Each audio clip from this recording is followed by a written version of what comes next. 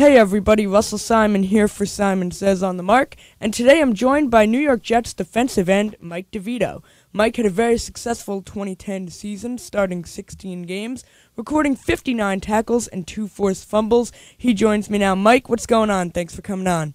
Hey. Now, Mike, while we both wish we could talk about next season and your preparations for it, considering the NFL Lockout has now been going on for over 100 days, Mike, typically you would be doing off-season workouts with the Jets, right? Right, correct, yeah. Now, what are you doing to get ready for next season? So I had a personal trainer, me and a guys, and we've just been working out with him, trying to stay in shape, and it's actually been really good. We've got a lot of good work in. Like you saw, we were able to get some stuff with the team, so it's been a very productive off-season. Now, I know Mark Sanchez has gathered a lot of position players in his Jets West camp, and players all over the league are training. I know the Giants are at Hoboken. Have you done a lot of training with the other guys on the line and on defense?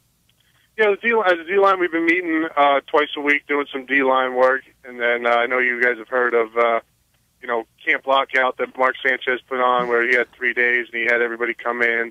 Of course. Over at Fairleigh Dickinson University and go through some drills and stuff. So it's actually been good. We've had some time to get together as a team and work as a team, and that's so important for us to get that in. And that's one thing that we're really missing with this lockout. And that's also really a kind of way to build the team camaraderie, where really you're not around the whole team a lot. Have you been around most of the team for a lot, or has it just been in smaller bunches? You know, you're training with just the D-line, and, Mark Sanchez is working out with him and the receivers, that kind of stuff?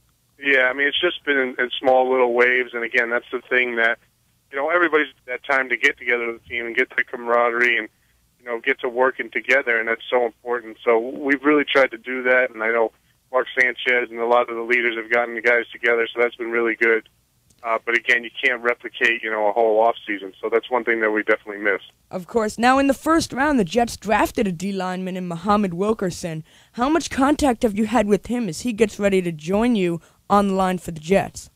We've met up with Muhammad probably twice a week now, going on a couple of weeks, and he's a great guy, man. I'll tell you, a great guy, and a guy that's, I don't even worry about, because when you watch him practice and you watch him run around, I mean, he's going to be ready to go day one. He's a true professional, and he's a guy that's ready to play in the NFL and be a star, I think, right away. So we're excited to have him on the line. And is much of the learning with him coming from more of like a training type, or is it more learning the playbook, learning the system with the Jets in the 3-4? I think for him it's everything, you know what I mean? I think he's learning the system and learning the different techniques and stuff. I mean, I know he played in a 3-4 in college, which is really good, because coming out of college, playing from a 4-3, sometimes that can be a hard transition for a D lineman, but he's played that, he's used to it. So it's just now it's about refining those techniques for him and learning that playbook, which takes some time. But I mean, he's a smart guy, and he's already catching on really fast. And as a starter, you really blossomed into one of the major players on defense for the Jets last year. Now, with the lockout coming, have you really taken on a larger position of leadership amongst the defense? Yeah, I have tried to, get in contact with guys, especially as a D-line. Me and Sione Puhat, getting everybody together and taking that leadership role, realizing that, we're the older guys now. So trying to get, establish that position and get our guys together. And it's great. We got really good leaders on defense, and on offense. We got great leaders on this team. We got Dave Harris, Bart Scott, Sanchez, guys like that, Santonio. Of course. We got guys at the helm, It's great to have those guys, and they're going to be a vital part to our success this year. Definitely. Now, switching a bit from kind of talking about your off-season training, in terms of the lockout specifically, what kind of updates do you get from your agent and union representatives regarding, how the talks specifically are going and how they try and end the lockout? It's funny. We know about as much as everybody else does. I see a lot of it on ESPN and stuff like that. So I think the thing is, people really, even the people close to it don't know exactly when or what's going to happen. Mm-hmm. So it's just a matter of, just being ready when it does happen. That's the approach I'm taking. I'm not going to let this time go to waste and take advantage of it. And then, when it does happen, I think it's going to happen fast, and we're going to have to be ready to go back, right away. So it's just all a matter of, staying in shape and getting ready when the time comes.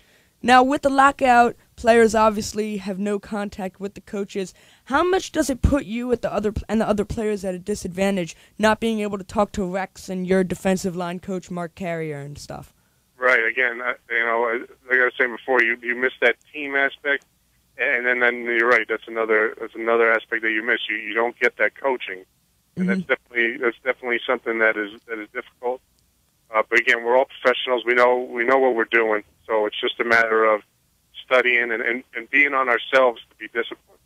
And you've been in the league for a little while now. So for you and your specific off-season training, is there a lot of stuff you need to really learn and change, or is it more conditioning and getting yourself in the best shape possible to go from the AFC Championship game to the Super Bowl?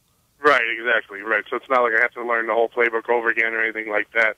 It's a matter of, just like you said, refining my techniques, getting in better shape, looking for little subtle things to get that next advantage, you know what I mean, to take that next step so that next year I'm having a better year than the year before. Sounds good to me. And kind of to wrap everything up, do you have a heavily vested interest in really seeing the players get the best deal possible, or do you really share the viewpoint of the fans? Yeah, I mean, I'm all about it for the fans. I want everybody in this to get the best deal possible. I think that's what they're doing. I think you have smart guys on both sides of this, and I know they really take into account the fans. I know that's very important and the number one priority. So it's just a matter of getting the best fair deal for everybody. And I really think that with the people that we have in charge on both sides, I think that's inevitable for that to happen. So I'm excited for it to get done and for us to get back to work. Me too, believe me, and I'm sure most of the fans in America share that sentiment. Thanks, Mike. I'll see you in training camp, hopefully. Once again, that's Mike Devito. I'm Russell Simon. Back to you guys in studio. Thanks, Mike. Russell.